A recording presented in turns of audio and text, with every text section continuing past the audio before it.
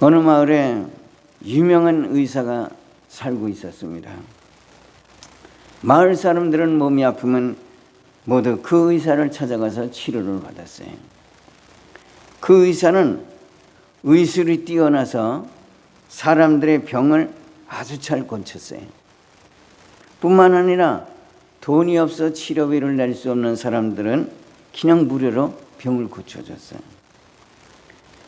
그런 의사가 나이가 들어서 세상을 떠나게 되었습니다. 온 마을 사람들이 존경하는 그 의사가 세상을 떠나게 되니까 마을의 유지들과 목사들이 찾아가서 그를 임종을 보게 됐습니다. 그 의사를 찾아간 그 사람들을 향해서 의사가 말하기를, 나는 지금까지 사람들의 병을 고쳐주고 했지만은 나는 그렇게 의술이 뛰어난 사람은 아니다. 나보다 더 뛰어난 그런 의사들이 3명 있는데 그 의사 3명을 소개해 줄 테니까 앞으로는 그 의사를 찾아가라고 그렇게 얘기를 했습니다. 그 3명의 의사를 소개하기를, 그 의사의 이름은 음식과 수면과 운동이라고 그랬어요. 음식은 항상 먹을 때마다 75%만 그 위를 채우고 절대 과식을 하지 말라고 그랬어요. 그리고 잠은 12시 이전에 잠을 들고 해가 뜨면 일어나서 열심히 걸으면 웬만한 병은 저절로 낫는다고 그랬습니다. 그리고 잠시 쉬었다가 그 의사는 말하기를, 그런데 음식과 수면과 운동 이 3가지를 잘하면은 육신의 건강은 잘 지켜나갈 수 있지만 그것은 반쪽짜리 건강에 지나지 않는다고 얘기했습니다. 온전한 그 건강을 지키기 위해서는 웃음과 사랑이 필요하다고 그랬습니다. 웃음은 평생 꾸준히 복용해야 하는 약으로 부작용이 전혀 없는 만병통치약이고, 사랑의 약은 비상상비약으로 수시로 복용하라고 그랬습니다. 이 의사의 처방은 행복한 삶을 위해서 꼭 필요한 처방이라고 볼 수가 있습니다. 나는 우리 예수 믿는 사람들이 이런 웃음과 사랑의 약을 많이 좀 먹었으면 좋겠다 싶은 그런 생각이 듭니다. 종종 나는 자연인이라는 그런 TV 프로가 이제 나오는데, 거기에 보면 자연인이 아무도 없는 깊은 산속에서 산나물과 버섯을 채취하고 또 집앞에 작은 텃밭을 갖고 와서 거기서 이제 채소 식재료를 마련하고 밥을 먹는 거 보면 반찬도 별로 없어. 그저 1가지나 2가지. 그걸로 해서 이제 밥을 먹으면서도 굉장히 행복해하는 거예요. 그 모습을 보고 취재를 나온 PD가 지금 생활하는 것이 만족하냐? 그렇게 질문하자 지금 사는 이 삶이 너무 행복하고 다시는 옛날로 돌아가고 싶지 않다고 그렇게 얘기를 합니다. 그래서 그 PD가 질문하기를, 왜 그러냐고, 왜 다시는 돌아가고 싶지 않냐 그렇게 하니까, 여기서는 돈 때문에 신경 쓸 일도 없고 서로 앞질러 가기 위해서 남과 경쟁할 필요도 없고 또 인간관계로 인해서 상처받을 일도 없고 돈 때문에 걱정할 일도 없다는 거예요. 그리고 무엇이든지 자급자족해서 필요한 만큼 먹을 수 있고 이러니까 얼마나 좋냐. 그러면서 그 삶이 굉장히 행복하다고 그렇게 얘기합니다. 정말 사는 것이 열악하고 부족한 것이 너무 많은 그런 자연인도 사는 것이 행복하고 감사하고 그저 모든 것이 넉넉한데, 산속에 홀로 사는 스님도 TV도 못 보고 통닭이나 피자도 시켜 먹어볼 일이 없는 거예요. 또 심지어 자기의 필요한 생필품도 지게를 져서 큰 높은 산 꼭대기까지 짊어지고 가는 거예요. 왜? 길이 없으니까 차가 다니지는 못하는 거죠. 그런 데서 살면서도 그 스님의 얼굴을 보면 어찌도 그렇게 뿌옇게 살도 찌고 얼굴이 보면 인자하고 자비스러워 보이는지 참 그 얼굴이 기가 막혀요. 아무 그것도 탐내지 않는 무소의 삶을 사는 것이 저런 모습인가, 그렇게 생각이 들 정도입니다. 그런데 우리는 남편도 있고 처자식도 있고 집에는 대형 TV도 있고 자동차도 있고 전세든 월세든 내 집이 있고 또 많든 적든 매달 들어오는 돈도 있고 한 달에만 몇 번씩 외식도 하고 놀러도 다니는데 과연 우리가 사는 삶이 너무나도 행복해서 지금처럼만 평생을 살았으면 좋겠다, 그렇게 얘기할 그리스도인들이 과연 얼마나 있겠는가? 우리는 그런 부분을 좀 심각하게 생각해 봐야 될 것 같습니다.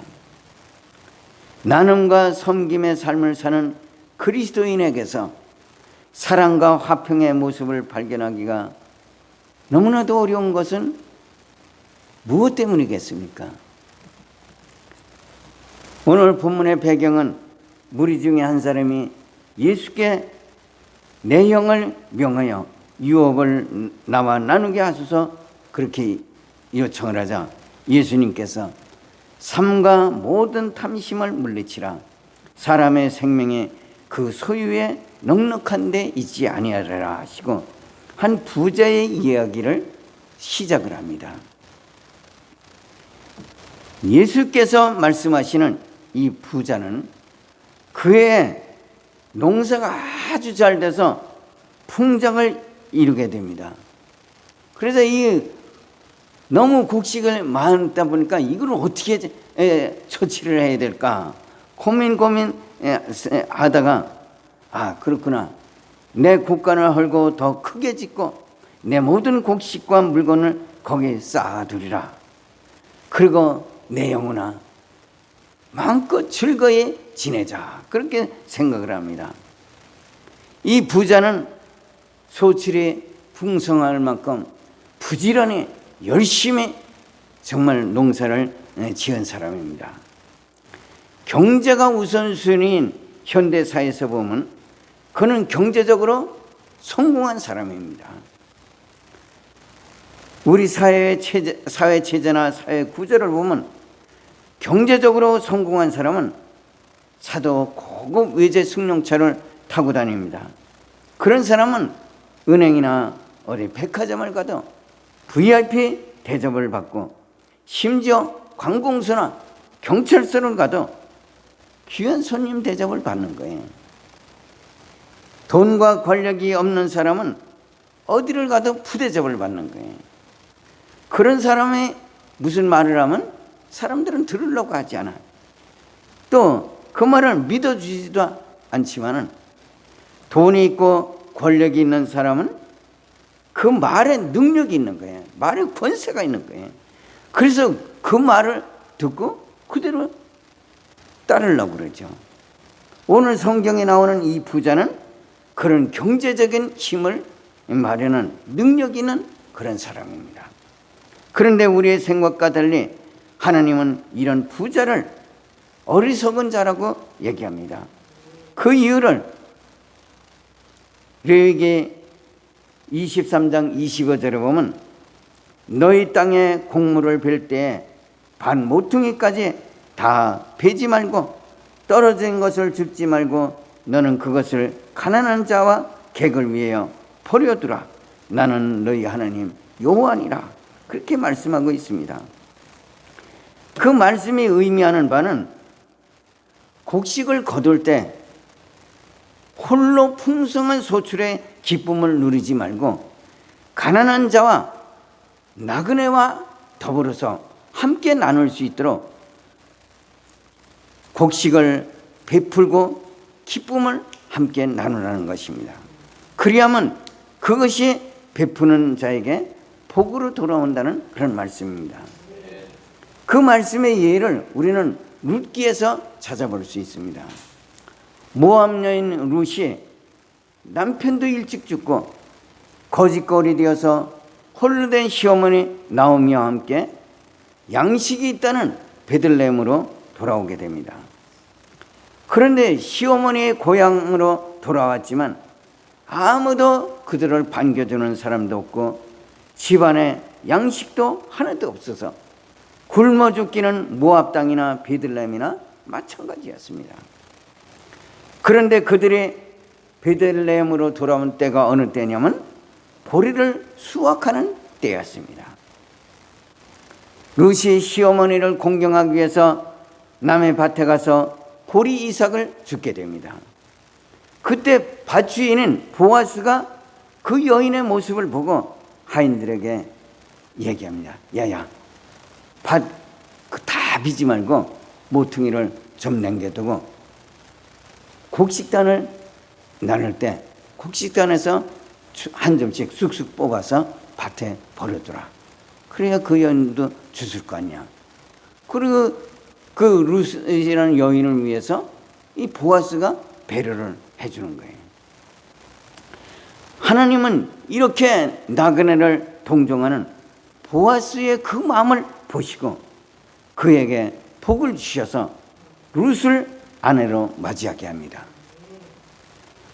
그리고 그 룻이 다윗의 아비 이새를 낳음으로 예수 그리스도의 반열에 동참하는 축복을 누리게 되었다는 사실을 믿으시길 바랍니다.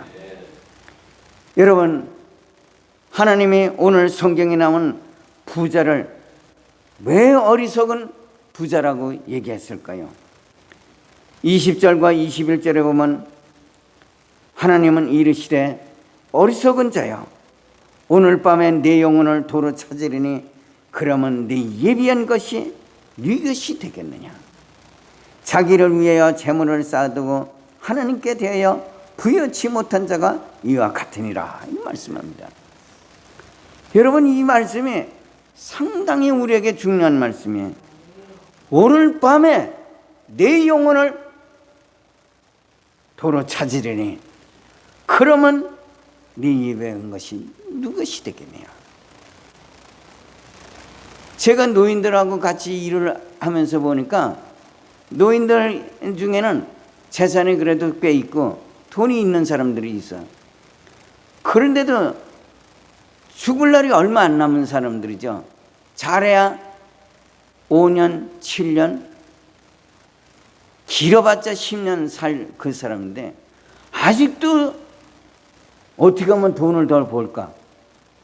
이런 궁리만하고 있는 사람들이 그렇게 많아요. 인색하게 이럴 데 없어. 남이 커피를 몇 번씩 사도 한 번도 사지 않는 그런 사람이 있어요. 오늘 밤 내 영혼을 도로 찾으려네. 그러면 네 것이 되겠느냐. 이게 그 001짜리 다니는 노인들만 그런 게 아니에요. 오늘 그리스도 안에 있는 사람들도 그런 사람들이 얼마나 많은지 몰라요. 내 생명 하나님이 걷어가시면 그거 아무 쓸데도 없는 거예요. 어떤 사람들은 자식 물려준다고 하는데 자식 물려줘봤자 그 소용이 없는 거예요. 자기 있을 때 그게 필요한 거지 자식 물려봤자 그 무슨 소용이 있겠어요. 여러분, 하나님이 부자에게 대해서 어리석은 자여 네 영혼을 오늘 밤 찾으리니 그러면 네 예비한 것이 네 것이 되겠느냐. 그 말씀을 간단히 요약하면 이 부자는 잘 먹고 잘 살 궁리만 했지 영혼에 대한 준비가 전혀 돼 있지 않다는 거예요. 이 내용을 사도 요한은 요한 3서 1장 2절에서 이렇게 얘기합니다.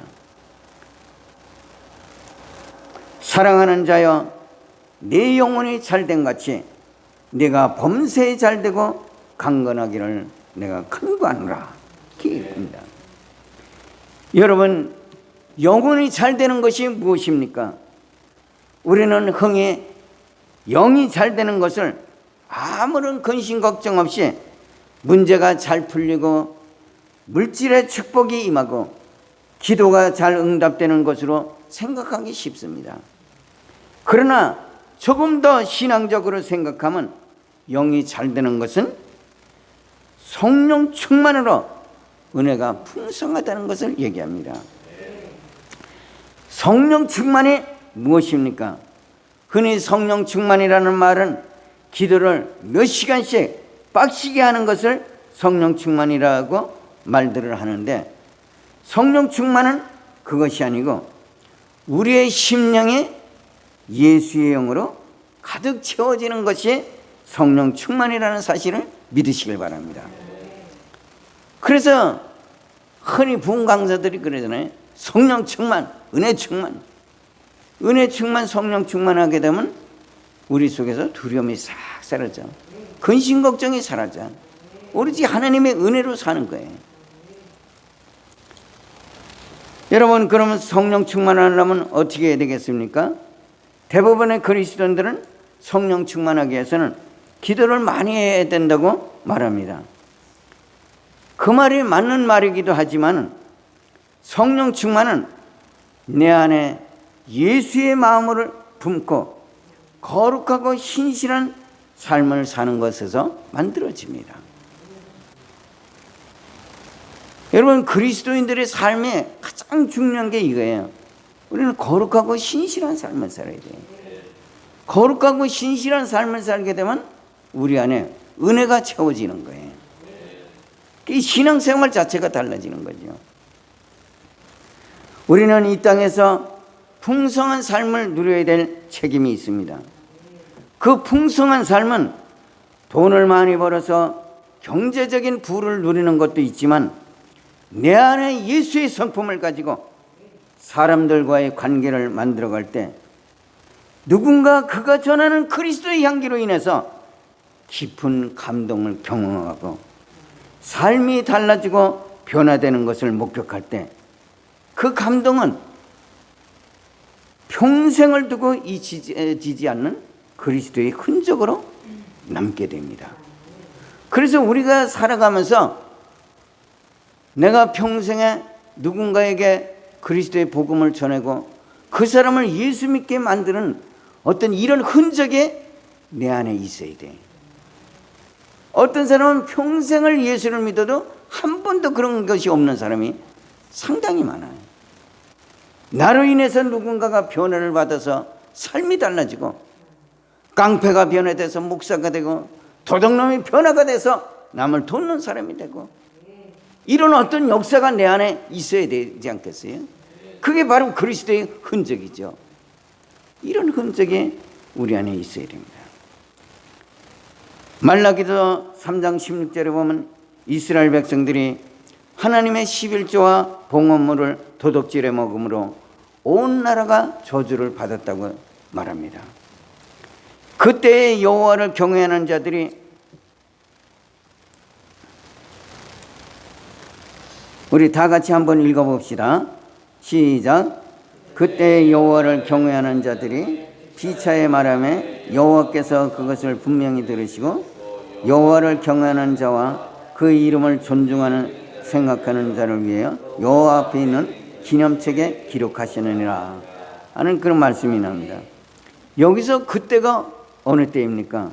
이스라엘 백성들이 하나님을 섬기는 것을 잃어버리고 11조와 헌물을 떼어먹는 그 일로 온 나라가 저주를 받았을 그때 하나님이 사람이 어찌 하나님의 것을 도둑질하겠느냐? 그러나 너희는 나의 것을 도둑질하고도 말하기를 우리가 어떻게 주의 것을 도둑질하였나이까 하는도다. 이는 곧 11조와 봉헌물이라고 이렇게 얘기합니다. 그때 여호와를 경외하는 자들이 피차 말하기를 여호와께서 그것을 분명히 들으시고 여호와를 경외하는 자와 그 이름을 존중히 여기는 자를 위하여 여호와 앞에 있는 기념책에 기록하셨느니라 하는 그때를 얘기합니다. 종종 우리가 식당에서 음식을 먹을 때 종업원이 반찬이라도 하나 더 갖다 주고 친절하게 서비스를 해주면 내 돈 주고 음식을 사 먹으면서도 기분이 좋을 때가 있습니다. 그런데 하물며 예수의 이름으로 다른 사람의 마음에 잊을 수 없는 감동을 주고 기쁨을 준다면 내 안에 계신 성령께서 얼마나 기뻐하시겠습니까? 말라기서에 우리의 행한 일들이 기념책에 기록된다고 하는 것은 사람들과의 관계에서 이웃의 어려운 문제를 함께 나누며 해결의 길을 찾아 염려, 근심, 걱정을 기쁨으로 변화시켜 은혜를 나누는 삶의 횟수를 늘려갈 때 그것이 여호와 하나님을 기쁘시게 하는 일로 그것이 하나 기념책에 기록되는 것을 말합니다. 성경에는 두 가지의 책이 명시되어 있습니다. 하나는 생명책이고 또 하나는 기념책입니다. 생명책은 구원받은 자의 이름이 기록된 책으로 로마서 5장 8절에 보면 우리 같이 읽어보겠습니다. 우리가 아직 죄인 되었을 때 그리스도께서 우리를 위하여 죽으심으로 하나님께서 우리에 대한 자기의 사랑을 확증하셨느니라. 바로 이 말씀을 믿는 믿음으로 우리가 구원을 받는다는 사실을 믿으시길 바랍니다. 그러나 기념책은 구원과 관계없이 우리가 행한 일들이 주님을 기쁘시게 할 때 그 행한 일이 기념책에 기록되는 것으로 면류관을 받는 상급과 관련이 있습니다. 마가복음 14장 3절부터 9절에 보면 예수께서 베다니 문둥이 시몬의 집에서 식사할 때 한 여자가 매우 값진 향료 곧 300데나리온의 값이 나가는 순전한 나드 한 옥합을 깨뜨려 예수의 머리에 부으니 예수께서 자기 힘을 다하여 내 몸에 향유를 부어 내 장사를 미리 준비하였으니 온 천하에 어디서든지 복음이 전파되는 곳에는 이 여자의 행한 일도 말하여 저를 기념하라고 이렇게 하시는 말씀을 보게 됩니다. 그 여인의 향료 한 옥합이 비록 300데나리온에 나가는 아주 비싼 가격이지만 그 향료값이 아무리 비싸도 사람의 생명과 비교할 수 있겠습니까? 그 여인은 향료 한 옥합을 깨뜨려 주님의 몸에 부어드림으로 그 영혼이 구원받고 그가 행한 일이 2000년이 넘는 지금까지 하나님을 믿는 모든 사람들의 귀감이 되었다는 사실을 생각해 볼 필요가 있습니다. 하나님의 일에는 공짜가 없습니다. 그 여인의 향료 한 옥합이 비록 300데나리온에 나가는 아주 비싼 가격이지만 그 향료값이 그 여인의 생명과 비교할 수 없는 것입니다. 그 여인은 향료 한 옥합을 깨뜨려 주님의 몸에 부어드림으로 그 영혼이 구원받고 제사함을 받았다는 사실을 믿으시길 바랍니다. 여러분, 돈이 아무리 귀해도 가족 중에 누군가 암에 걸려서 수술을 해야 되는데 수술비가 한 2천만 원이 든다고 그래.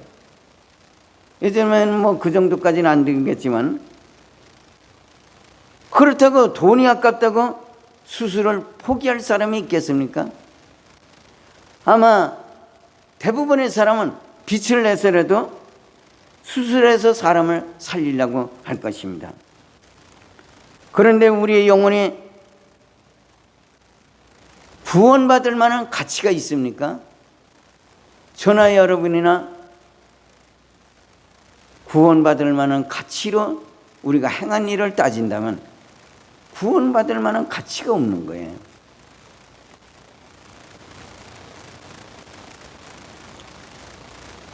그런데 우리의 영혼이 구원받을 만한 그런 가치가 없음에도 불구하고 하나님은 우리를 이렇게 얘기합니다.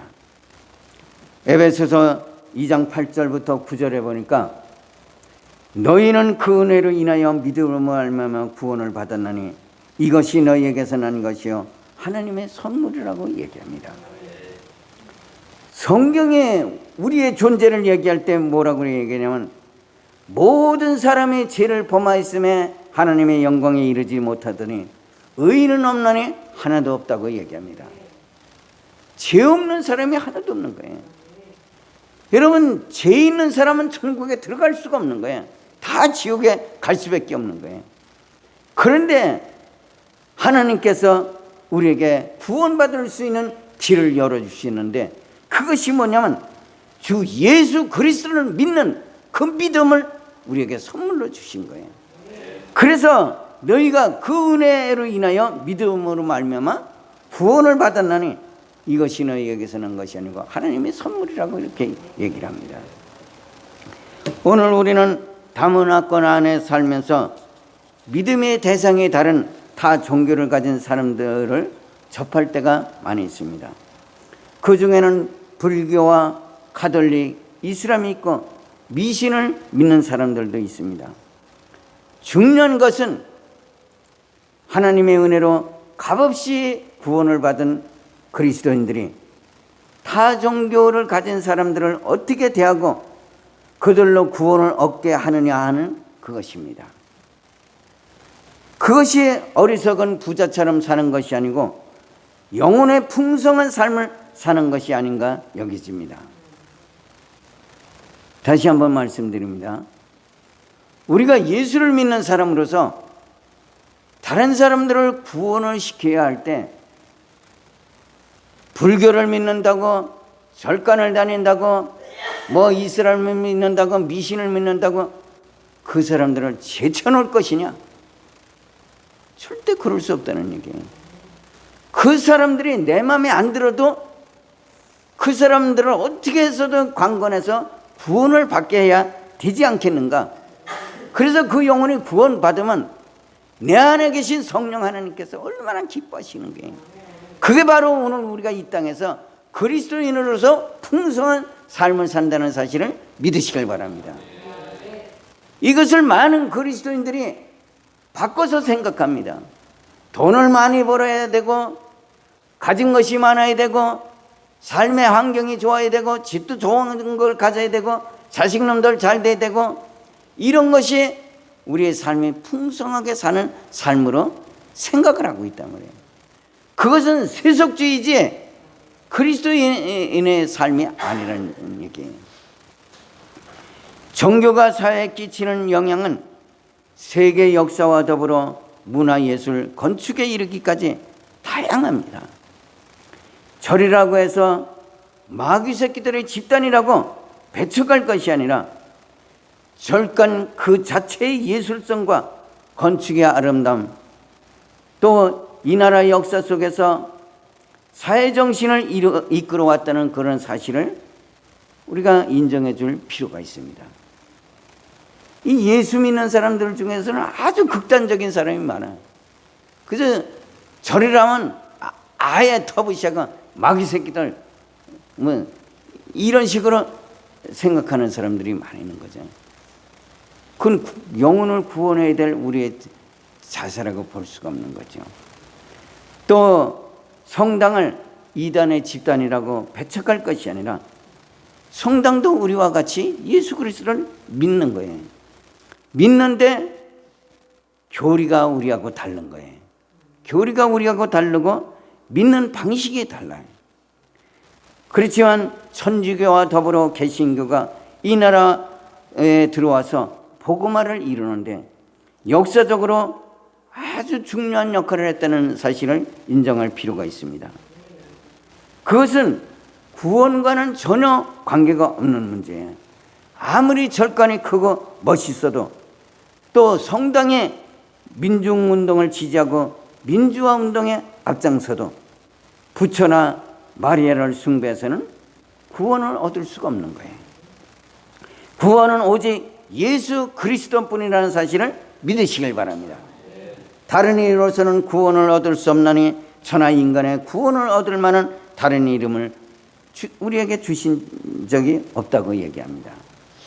그러나 타종교와 사회에 대한 포용하는 의식이 없으면 예수를 믿어도 극단적이고 폐쇄적이어서 자기 중심의 신앙생활을 벗어나기 어렵습니다. 바울이 고린도전서 10장 31절부터 33절에 보면 그런즉 너희가 먹든지 마시든지 무엇을 하든지 다 하나님의 영광을 위하여 하라.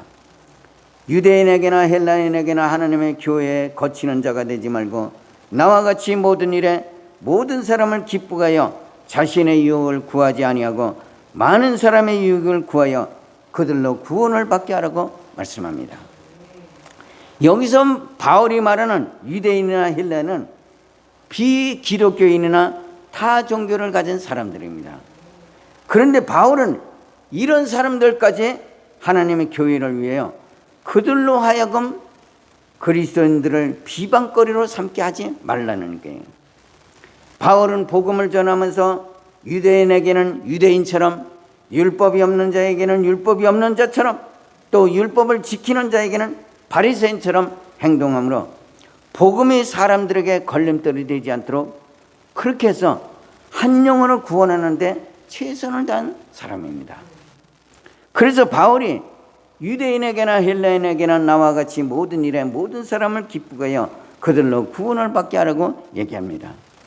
그런데 바울의 의도와는 달리 상당수의 그리스도인들이 타 종교인이나 비기독교인에 대해서 적대감을 가지고 아예 상대하려고 하지 않습니다.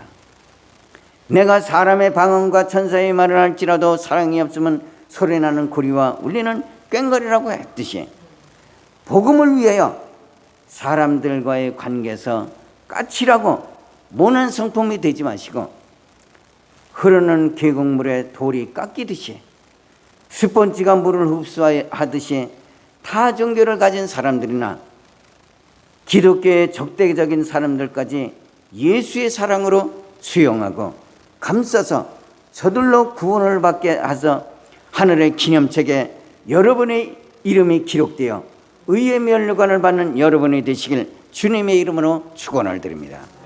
기도하겠습니다. 주님의 귀하신 은혜와 사랑이 오늘 이 아침에 하나님의 은혜가 여기 모인 사람들의 심령에 충만하게 임하기를 원하나이다. 저들이 항상 예수의 마음을 품고 어디를 가든지 예수의 사랑을 전하는 귀한 심령들이 될 수 있도록 은혜로 채워지는 귀한 시간 되게 하여 주옵소서. 우리 주 예수 그리스도의 이름으로 기도합니다.